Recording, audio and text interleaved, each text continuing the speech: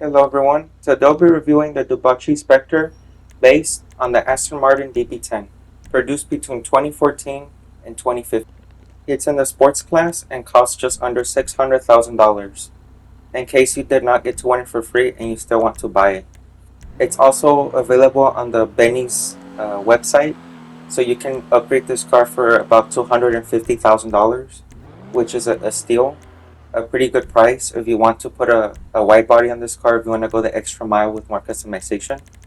But for this video, I'm just going to review the base Specter that I got to win from the LSCM. The customization was pretty limited here, so during my commentary, I basically just went through like half of it already. But you can still make some decent changes here with interior color, the stitching. I chose a nice dew yellow for this. I would have left the green I already had on. It looks nice and elegant. But I feel like I want to do something more crazy with this car, something a little out there. Kind of looks a bit like a highlighter. I know some of you might say that in the comments, But I feel like it still looks good with what I'm going to do. There only is one spoiler option for the base version here. The sports spoiler, that's like one of the most generic spoilers in the game, but I'll just tack it on. You can lower the suspension. This is one of the few cars in the game where if you lower the suspension, it actually looks good, even though it's minimal.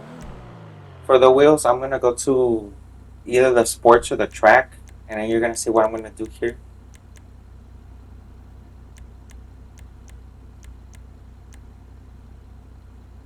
The super looks look good, but there's another wheel I want to go for here. A nicer style that I feel fits.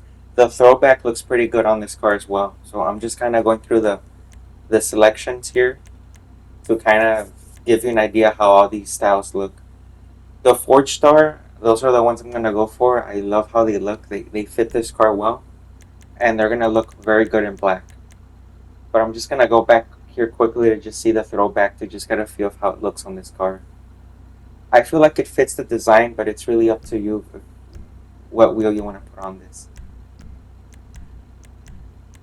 Of course, I'm always going to put the bulletproof tires. I usually play in public lobbies. I'm going to apply the window tint here, and I'm going to get on with the rest of the review of the Specter.